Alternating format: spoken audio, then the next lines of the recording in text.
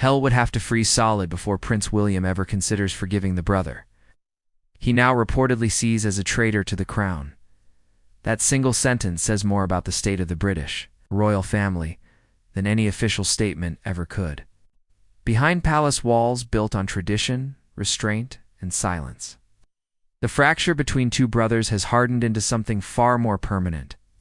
What we are witnessing is no longer a temporary fallout or a family dispute waiting for time to heal it. This is a full-scale royal rupture, and many insiders now believe we are watching the final chapter of the House of Windsor's most painful modern conflict. Hello everyone, and welcome back. Today we're taking a deep dive into what may be the most decisive moment yet in the ongoing breakdown between Prince William and Prince Harry. And before we go any further, don't forget to subscribe and turn on notifications so you never miss our in-depth analysis of the stories shaping the world's most powerful families. The situation between the Prince of Wales and the Duke of Sussex has reached what sources describe as a point of no return. Not a cooling-off period, not a pause, a full stop. And the message from the palace could not be clearer. There will be no quiet meetings, no surprise reconciliations, and no brotherly conversations over tea as Prince Harry prepares to return to the United Kingdom for his latest high-profile court case.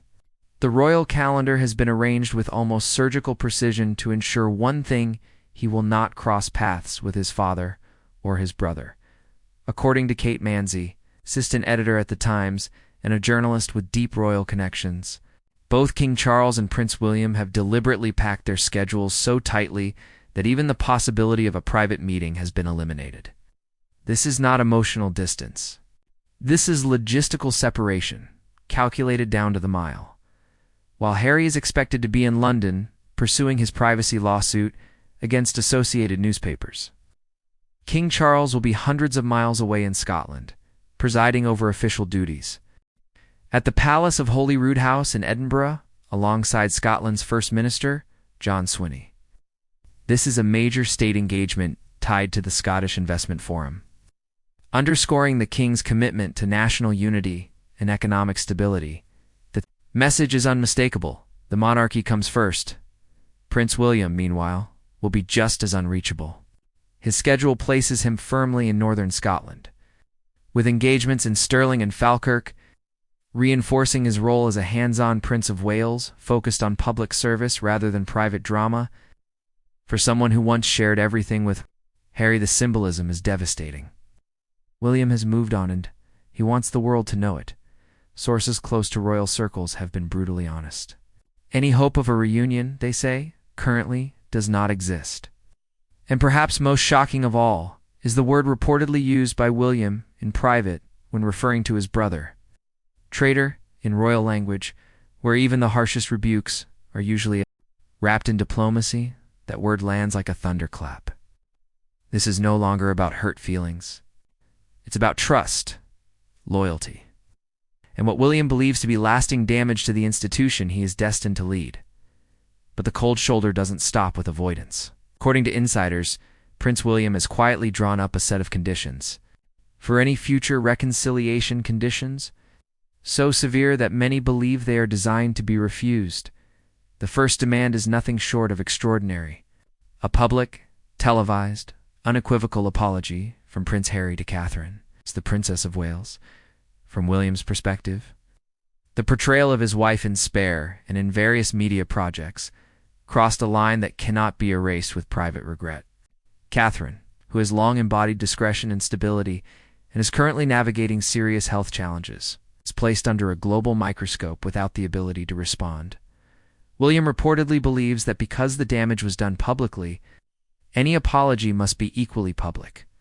He wants Harry to admit before the world that his depiction of Catherine was unfair, exaggerated, or outright false. And that's only the beginning. The next demand cuts even deeper.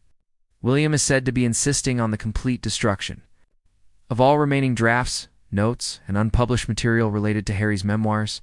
Spare was famously edited down, with Harry himself acknowledging that hundreds of pages were removed. So those pages now hang over the royal family like a loaded weapon.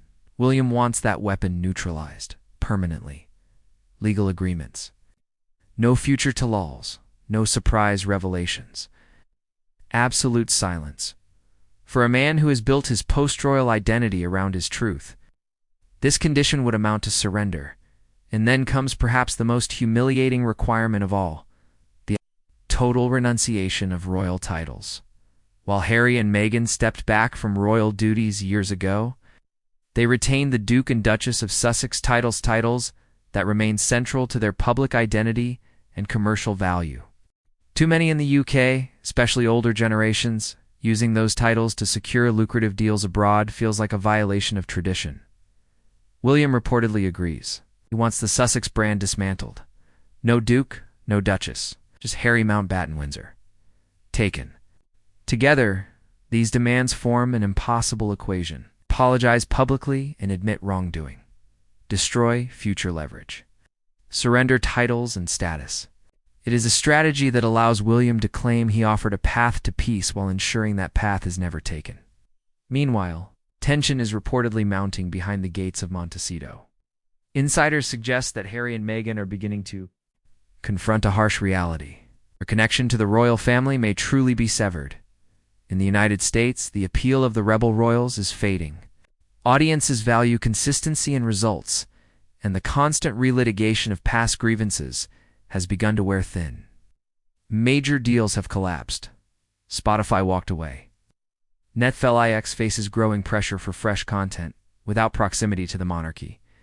The Sussexes risk becoming just another celebrity couple in an oversaturated market. Harry's court case against Associated Newspapers, described by Reuters as a final showdown, only underscores his isolation.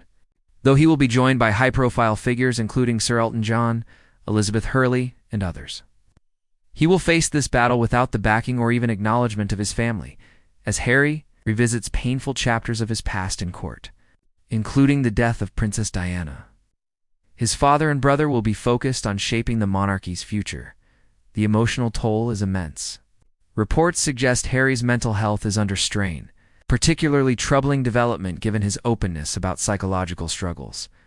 He is fighting for dignity in court while losing ground at home.